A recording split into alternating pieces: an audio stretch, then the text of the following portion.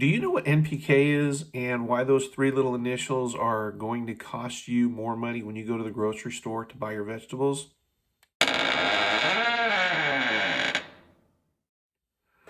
So here in America, we have this gigantic, massive agricultural industry, which is great because we get to feed the world. Um, the problem is we're going to have trouble feeding ourselves. The NPK is so important because our soil is so taxed and so dead. We're not going to be able to grow things. And when the NPK does come, because it comes from China, we're going to not have enough to produce to all the farms. I'm sure the big commercial guys will get it, but some of our local farmers, I think they're going to be in trouble, and we're not going to be getting the vegetables we need in a timely manner. Or but this is what'll happen. It's already starting to happen. Our vegetable prices are going to just skyrocket. Just like the gasoline is going to skyrocket in our fuel for this winter. So this NPK is super duper important, obviously. And let's go ahead and look at our supply chain real quick. You order your NPK, you're a farmer, you place your order, the manufacturer fills that order, goes on a container ship, goes to the port of, we'll say Long Beach, gets put on a truck, then it's shipped to the farm, sprayed on the ground, yada, yada, yada, and the broccoli comes to your store. Well, the problem is China right now has a massive energy shortage, so some of their factories aren't running. And their workforce is sick with the coronavirus. The economy in China is just horrible, getting worse, and we're all in trouble because of that. So once that order is filled, it's placed in a container, brought to the dock in China, put on a ship, sent to America. And right now we have containers sitting off the coast of all of our ports in this country, East Coast, West Coast, and it takes a long time for those cargo ships to get into the dock, to get offloaded. So I'm going to back up something I found out about our ports. I'm like, why is this taking so long? And why is it so hard to get the ports running? Well, they're ports of entry. They're ran by the federal government, or the federal government oversees it. They're not ran by the federal government, but they oversee the operations. So just getting from your car into the port is probably a pain in the ass, because the government is probably, I don't know if they have yet, started their mandates, and they probably have people quitting because they're not going to get the stab. I also found out there are 18 federal agencies that oversee our ports of entries. 18 bureaucratic idiots, agencies that run our port of entries. It's amazing. I shouldn't be shocked, but I am. So now we get the fertilizer on the truck, and the truck leaves to go to the farm. We have a shortage of truckers, 25%. And that has to do with, again, stupid government regulations, why we have this shortage. I'm not going to go into that. I'm going to see if I can find my link again, and I'll put it in the description below, why we have a 25% shortage of truckers. If I can, I'll be doing a video on that. So the truck leaves, the truck breaks down. Now the part for the truck comes from China, and we can't get that fixed because it's sitting off the port. A big problem. I know I'm digressing, but all these things are interconnected. You know, getting it from China to America to the field. And all these delays from the manufacturer to getting into the port, to getting a trucker to drive that product to the farm. And if something happens, because trucks break down just like everybody's cars,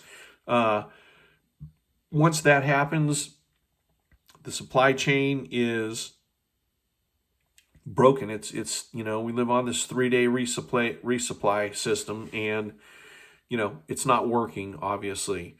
That's why we need to be self-sufficient, prepared as we possibly can.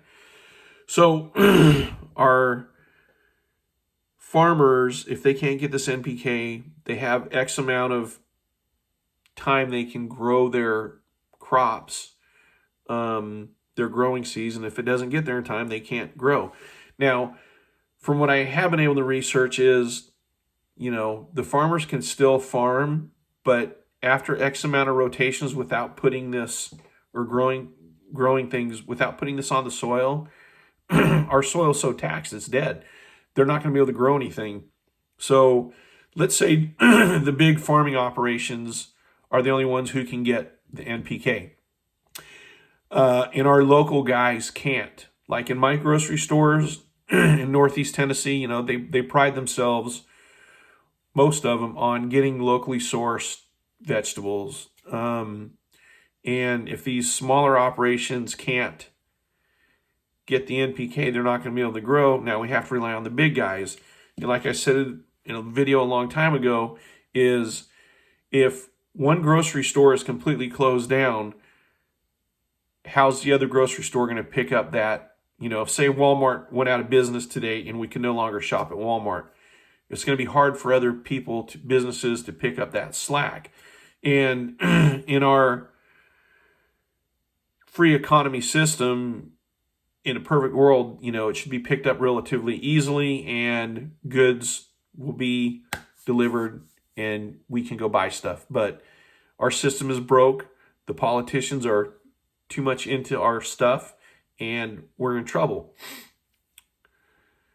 So we know that there's going to be a huge increase in our fruits, vegetables, grains, everything. And on top of just the NPK, we have the gas, our energy system is just, it's done.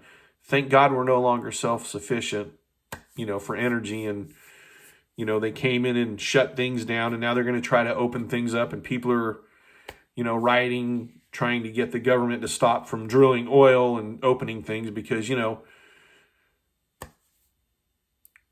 we have this crisis with the climate, apparently. That's your own opinion. I have mine. You can have yours.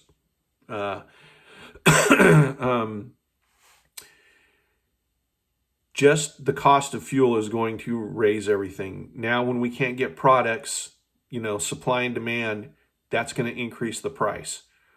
Everything's going up. Our supply chain is broken. We don't get the stuff into the ports.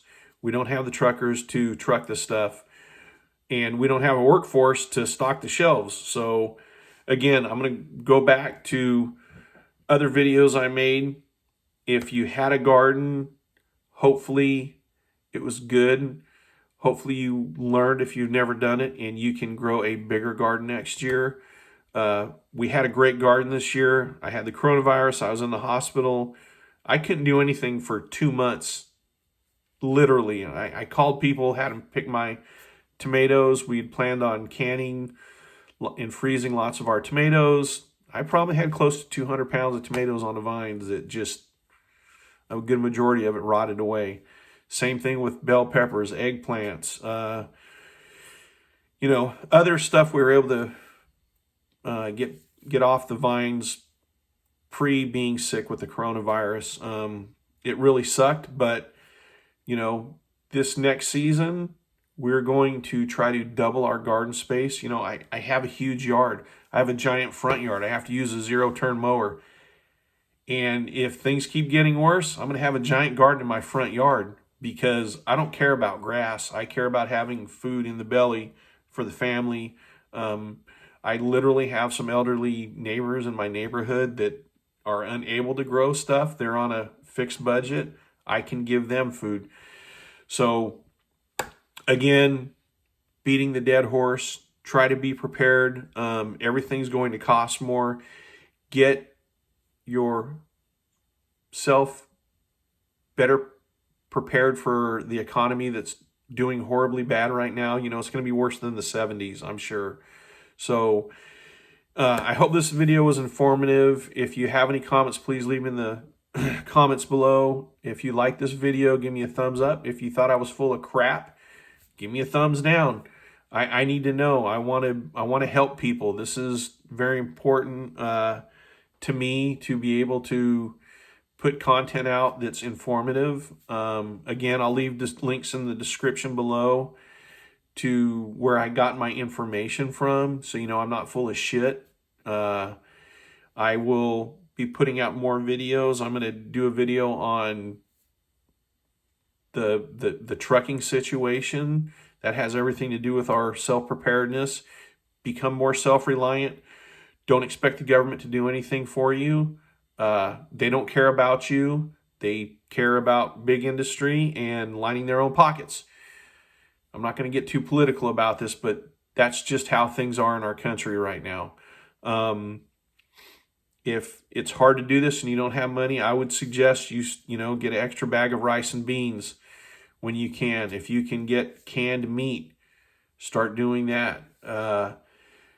They have dates, Best Buy dates are not expiration dates. Throw it on the shelf, get yourself prepared, get hedged. And that's going to be it for now. Thanks for taking the time to watch this video. Again, leave comments in the section below. I'll have links to the things I've talked about in the description below. And talk to your neighbors, get a plan so you guys can help each other out if it's at all possible. God bless America. God bless your family, and have a great day.